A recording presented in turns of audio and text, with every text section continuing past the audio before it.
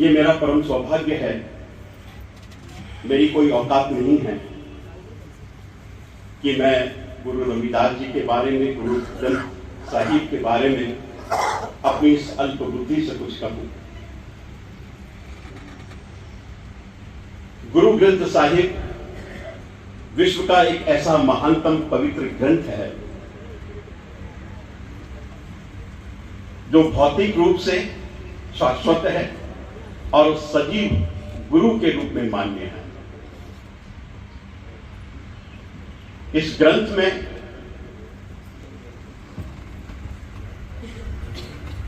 ये किसी वर्ग विशेष का ग्रंथ नहीं है, वरन मानवीय कल्याण का, समूची मानवता के उन्नयन का ग्रंथ है। यह पवित्र ग्रंथ आध्यात्मिक आकाश में जन जन के कल्याण की इंद्र धनुषी छटा का प्रकाश पर्व है।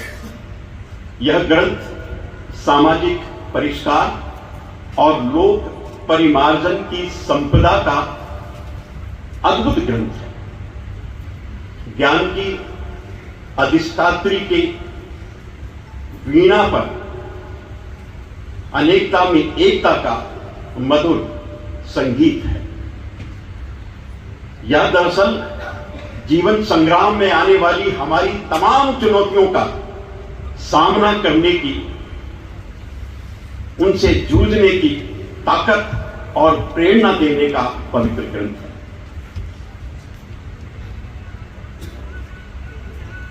हमारा आज का समाज, जिसमें व्यक्ति काम, क्रोध, लोभ, मोह में फंसकर इस विकृति में जब फंसा हुआ है, इस विकृति में सौम्य संस्कृति के उद्घोष का यह ग्रंथ है। इस ग्रंथ में सम्मिलित वाणी हमें अंधकार से प्रकाश की ओर ले जाती है, हमें मृत्यु से अमरता की ओर ले जाती है, हमें असत्य से सत्य की ओर ले जाती है। इस वाणी का जितना गुणगान किया जाए उतना कम है। ये पूरी कायनात ऋणी है, आभारी है गुरु नानक जी की, जिन्होंने उस दौर में जब न यातायात के साधन थे, न संचार के साधन थे, उन्होंने 22 वर्षों तक लगातार देश विदेश का भ्रमण कर उन संत महात्माओं से संपर्क कर गुरुवाणी में उनकी मूल्यवान धरोहर को सम्मिलित किया। हमारे 5 गुरु, जिनका उल्लेख अभी पूर्व वक्ताओं ने यहां पर किया, छठे गुरु, 6 गुरुओं की अमृतवाणी, 15 संतों की अमृतवाणी, 11 भक्तों की भी अमृतवाणी इसमें समाहित है।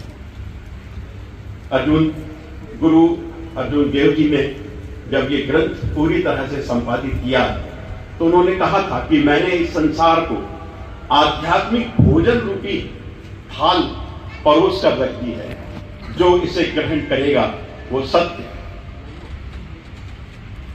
करुणा, ज्ञान और भक्ति का अमृत प्राप्त करेगा। उस दौर में इसकी वास्तव में आवश्यकता थी और व्यक्ति इसके बिना अपने जीवन में सफल हो नहीं सकता। संत गुरु रविदास के बारे में आप सब ने बहुत पढ़ा है, सुना है। मैं ये मानता हूं कि जब उद्धार में राम, शौर्य में कृष्ण,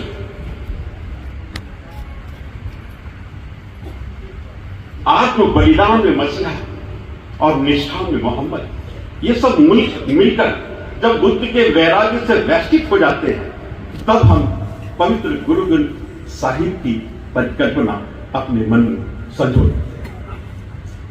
रविदास का जन्म जिस काल में हुआ, समाज उस वक्त बहुत जर्जर अवस्था में, अंधविश्वास, पाखंड, अनाचार, मिथ्याचार और विदेशी आक्रांताओं के धर्म परिवर्तन के दबाव, जनता बहुत निराश, दुखी, ऐसी विषम, निरुपाय और अंधकारपूर्ण स्थिति में संत महात्माओं ने अपनी अमर वाणी से, अपनी त्याग से, तपस्या से, अपनी साधना से समाज को एक नई दिशा दी। हम बड़े सौभाग्यशाली हैं कि हमारी धरती संतों, आचार्यों, महात्माओं की धरती है, ये अवतारों की धरती है और उन्हीं के ज्ञान से इस देश को विश्व गुरु होने का सौभाग्य मिला। संत रविदास हम सबके जीवन में एक ऐसा संदेश देते हैं आगे बढ़ने का कि जिसके माध्यम से हम अपने व्यक्तित्व को न केवल संवारते हैं वरन समाज में एक नई रोशनी के साथ अपना एक प्रतिष्ठित स्थान भी बना पाते हैं। आप सब जानते हैं कि संत रविदास का जन्म एक चर्मकार परिवार में हुआ। वे जूते गांठने का काम करते थे। संसार में वे एक ऐसे व्यक्ति हैं जिन्होंने निर्भीक होकर कहा कि मेरी जाति चर्मकार है और मैं जूते गांठने का काम करता हूं। ये सरलता, ये सहजता संत रविदास के व्यक्तित्व का बहुत बड़ा है। वे बहुत उदार, मानवीय दृष्टि से ऊंच नीच के भेदभाव को बिल्कुल नहीं मानते। रैदास जन्म के कारण होत न कोई नीच, नर को नीच करिडारी है, ओछे कर्म की कीच। व्यक्ति जन्म से महान नहीं होता, वो अपने कर्म से महान होता है। इसीलिए जब उनसे कहा कि स्वर्ग और नरक कैसा होता है, संत रविदास जी ने कहा, आप यदि मनोनिग्रह कर ले, अपनी आत्मा को, अपने मन को नियंत्रित कर ले और मन को आत्मा का गुलाम बना ले, तो फिर वैराग्य ही वैराग्य दिखाई देता है। लेकिन यदि आप इंद्रियों के गुलाम बन गए तो फिर ये धरती ही आपके लिए नर्क के मानिंद हो जाती है। संत रविदास ने पूजा का विरोध नहीं किया, लेकिन पूजा जिस तरीके से, पाखंड के तरीके से की जाती है उसका विरोध किया। जैसा कि हमारे अभी गुरु वाणी का जब यहाँ पर वाचन हुआ, हम सब ने सुना, उसमें इस बात का बहुत बार उल्लेख आया है। संत रविदास विषम से विषम परिस्थितियों में भी कभी विचलित नहीं होते। उनके व्यक्तित्व की ये महानता है कि उन्होंने कभी भी घृणा का जवाब घृणा से नहीं दिया। अनेक चुनौतियां उनके सामने आई, चुनौतियों का उन्होंने सामना किया। जातीय दंभ के वंश को, कांटे को उन्होंने सहा, लेकिन कभी भी किसी के प्रति दुर्भावना व्यक्त की।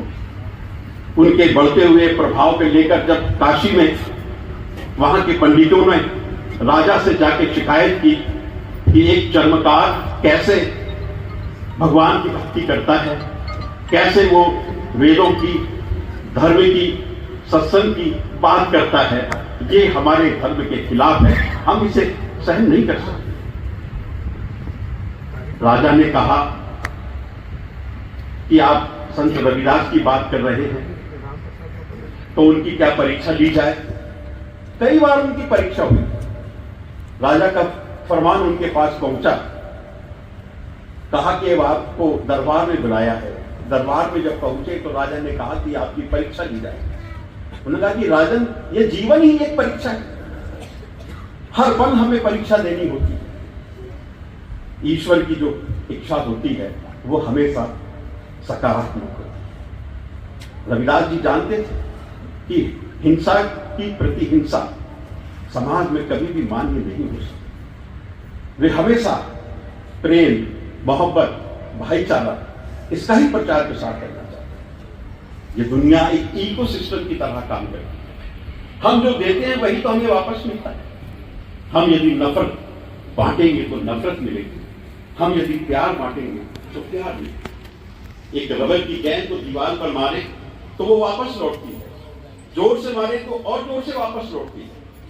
तो हम जो देते हैं घूम फिरकर वही हमें वापस मिलता है। एक माँ ने अपने बच्चे को डांट दिया, बच्चा बहुत नाराज हुआ और पीछे जाकर जोर से चिल्लाया, I hate you, I hate you. उधर से भी आवाज आई, आई हेट यू। बच्चा घबरा गया कि वहां कोई दूसरा व्यक्ति भी है, कोई बच्चा भी है। माँ से जाके कहा, माँ समझ गई तो माँ ने कहा कि बेटा जाके कहो आई लव यू। उसने जब ये कहा कि आई लव यू तो उधर से भी आवाज आई, आई लव यू। ये हमारे इकोसिस्टम का प्रभाव है कि हम जो देते हैं वही हम पाते हैं, जो हम बोलते हैं वही हमें प्राप्त है। गुरु रविदास जी महाराज ने हमेशा इस बात पर बल दिया कि जीव हत्या नहीं होनी चाहिए, हिंसा नहीं होनी चाहिए। एक बूंद से सब जग उपजिया। अरे उस परम पिता परमात्मा का ही तो हम सब विस्तार हैं, तो फिर हम में ऊंच नीच छोटा बड़ा कैसे हो सकता है? उनके मन में हमेशा उदार है। गंगा की तपती रेत पर जब उन्होंने देखा कि बहुत से साधु संत जिनके पैरों में जूते नहीं हैं, वे नंगे पैर रहते हैं, वे रविदास जी बड़ी मेहनत से, निष्ठा से, प्रेम से उन्हें मुफ्त में ही जूतियां दे दिया करती।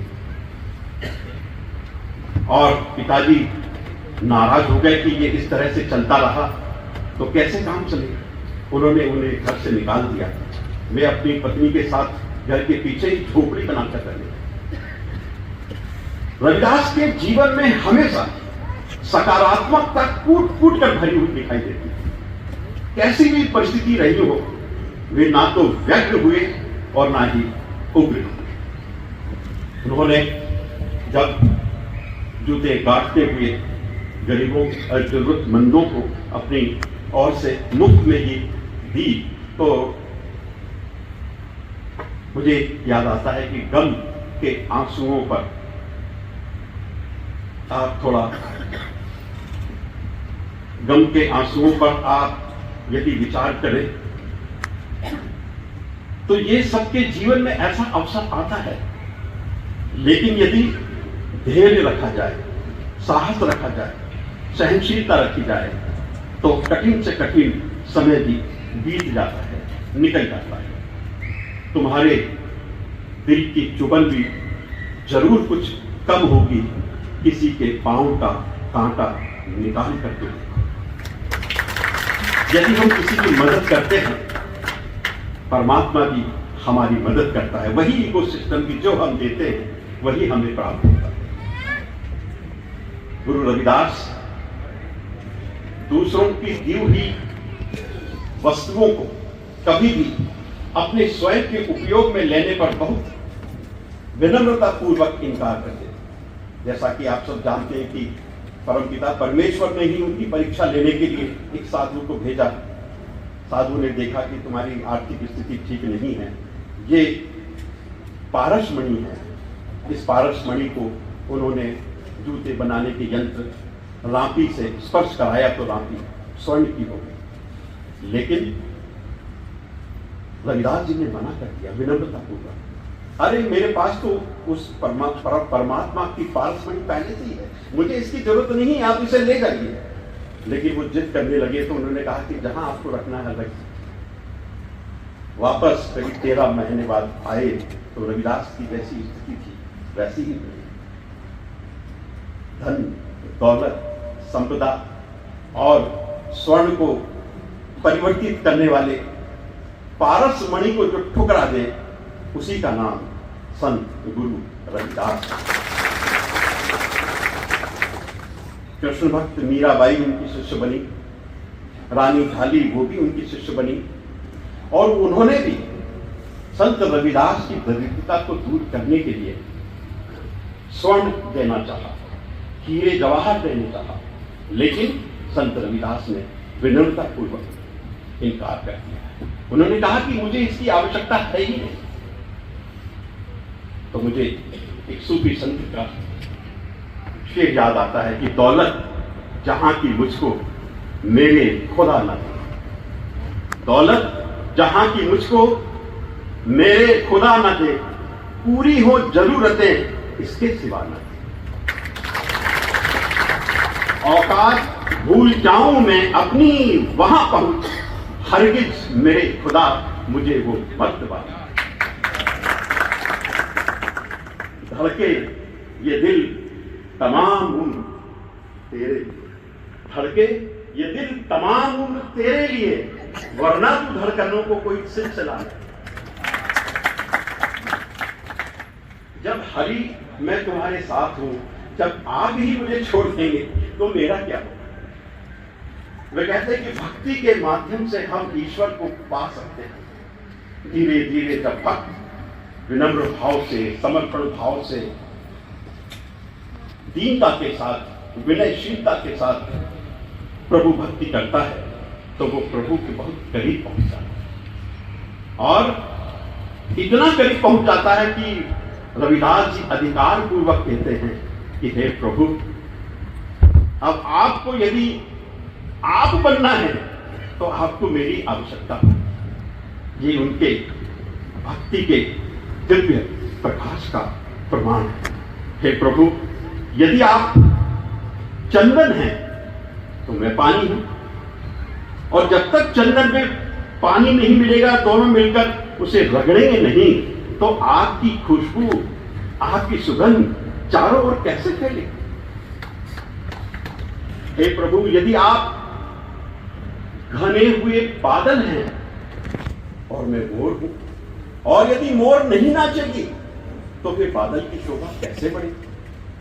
हे प्रभु, आप तो मोती हैं और मैं धागा हूं, और जब तक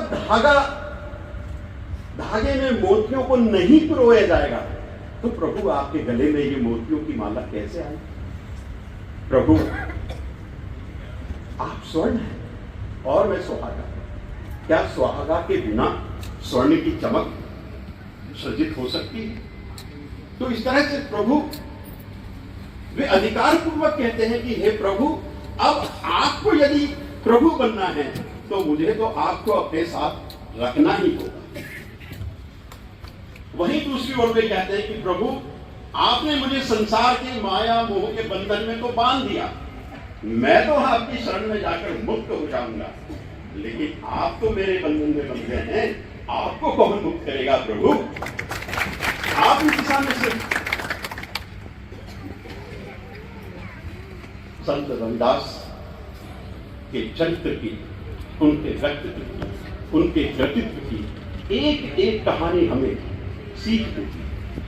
आज की हमारी युवा पीढ़ी जिस तरह से दिग्भ्रमित हो रही है, उनके लिए भी संत रविदास के दर्शन में अनेक प्रेरणास्पद उदाहरण है। संत रविदास जी कहते हैं कि ये नशा किस काम का जो चढ़कर उतर जाए। अरे नशा करना ही है तो प्रभु के महारस का नशा करो, जो चढ़े तो फिर चढ़ता ही जाए। इसलिए आज की हमारी युवा पीढ़ी के लिए उनका ये संदेश है कि बिना पिए रहे नशा न चढ़ के वो उतर सके। बिना पिए रहे नशा न चढ़ के वो उतर सके। जुनून वह सवार हो जो जाना उम्र भर सके। वो काम तुम करो यहां जो दूसरा ना कर सके। कोई तुम्हारी शान से ना जी सके ना मर सके। उठो उठो युवा, बढ़े चलो। संत रविदास के संदेश को अपने मन में, अंतस में स्थापित करके उन्होंने कभी भी ये नहीं कहा कि हम जीव हत्या को या ऐसी सांसारिक चीजों को जो हमारे चरित्र को बर्बाद करती है उसका कभी उपयोग करें। वे हमेशा इन सब के विरुद्ध अलग जगाते हैं। महात्मा बुद्ध कहा करते थे, दहाड़ते हुए शेरों के समक्ष तुम जाने से डरना नहीं, वो तुम्हारे पराक्रम की परीक्षा हो। गर्दन के सामने अपनी तलवार के सामने अपनी गर्दन को झुकाने से झिझकना नहीं, वो तुम्हारे बलिदान की पराकाष्ठा हो। ऊंची पहाड़ियों से पाताल में गिरने से भी मत झिझकना, वह तुम्हारी तपस्या की परीक्षा होगी। जलती हुई दधकती हुई ज्वाला में भी मत गिरना, गिरते हुए डरना नहीं, क्योंकि वो भी तुम्हारे त्याग की, तपस्या की, बलिदान की परीक्षा है। लेकिन शराब से हमेशा डरना, क्योंकि शराब हमारी नस्लों को बर्बाद कर देती है, हमारे मुल्क को बर्बाद कर देती है।